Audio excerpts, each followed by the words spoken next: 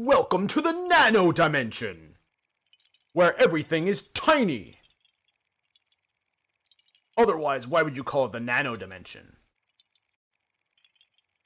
You're not going to find big things there, that would just be ridiculous.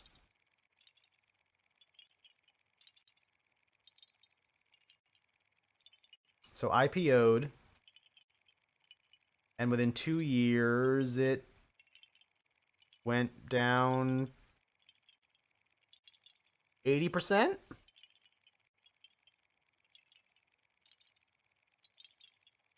Then it started to find support at $1, or less than, rather.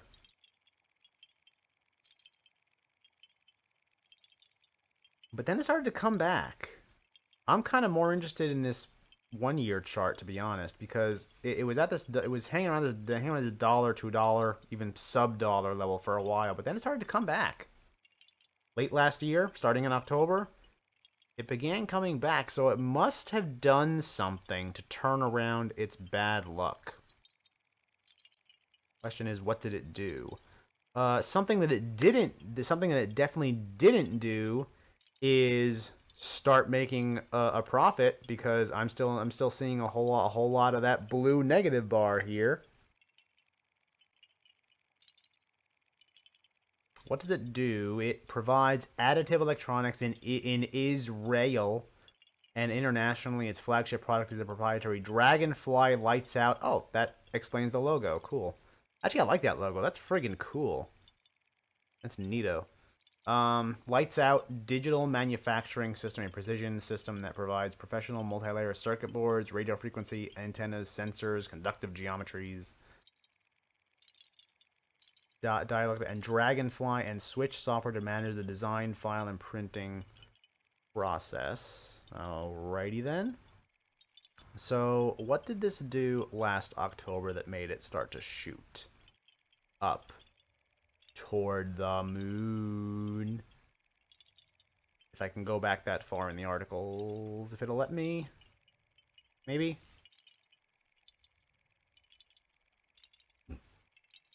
Is this... What did it? Direct offering? No.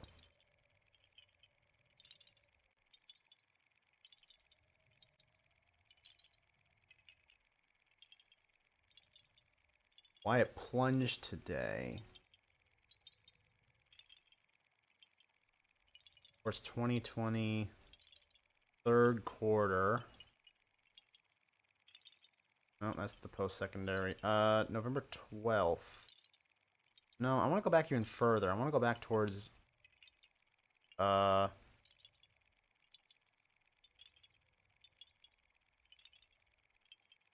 wonder if this was it.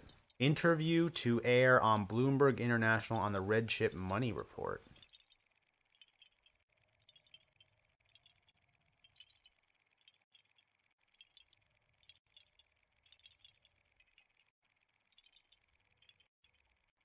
These are a lot of offerings I'm seeing.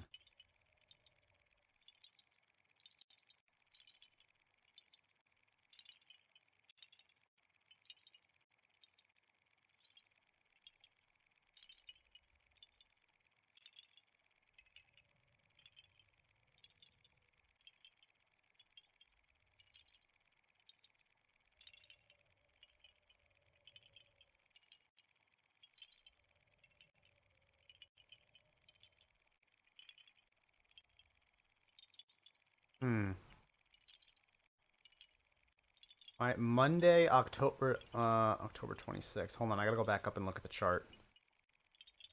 So October 26th, where is that?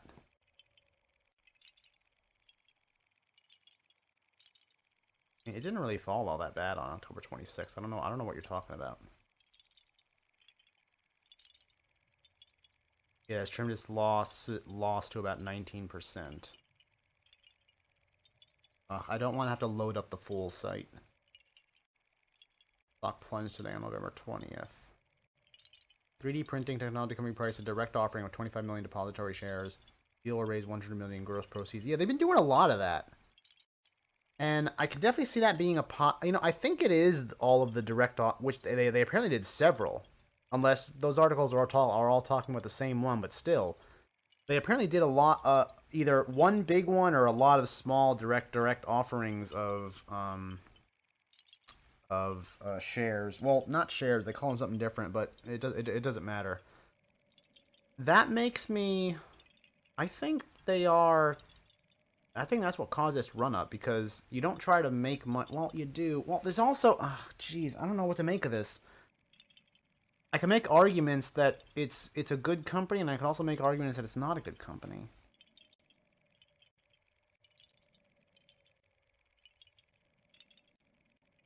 And I'll try to get to those in a bit.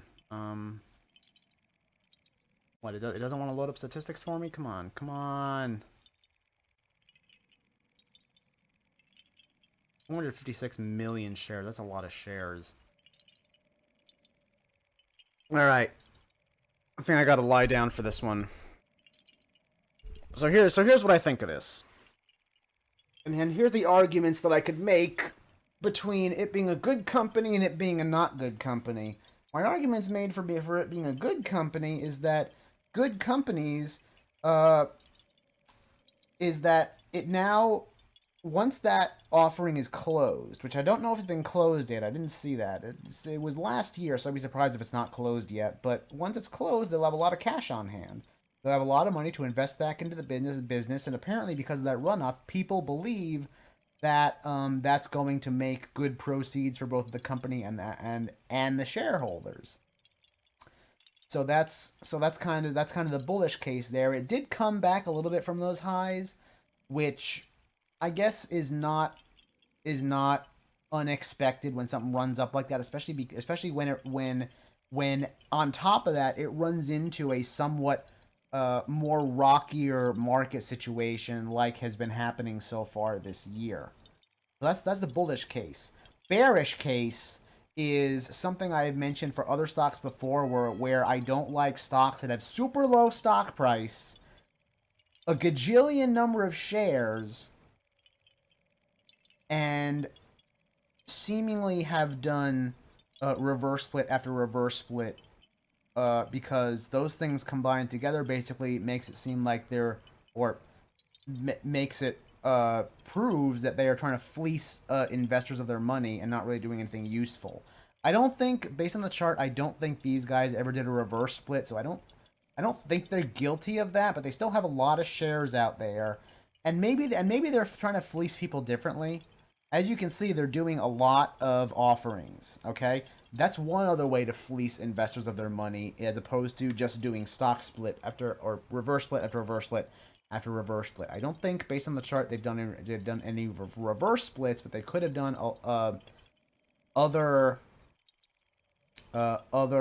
offerings before this also to just try to take money from investors. So that's kind of that's kind of the bearish case, and I understand the bearish case there is more about my personal bias and what I've seen of other companies where this pattern of super low stock price, and I'm talking like $1, between $1, $2, sometimes even sub $1 stock price like that, and an inordinate amount of shares. I'm talking about several hundred million. Equals a money that is basically a pit that is just trying to fleece investors of their money. Now, you could say, "Oh well, Matt, you saw that the price right now it's not sub $1, it's not $2, it's $7.27." And yeah, that's right. But prior to that run up last year, it was in that range where I would have easily said that it's trash. And because it broke out of that, because apparently investors think that this company is going places, I can't really apply that argument anymore. I could have applied that argument a year ago, and I think I would have been justified in doing so, but as you can see, I would have been wrong, completely wrong. So that's kind of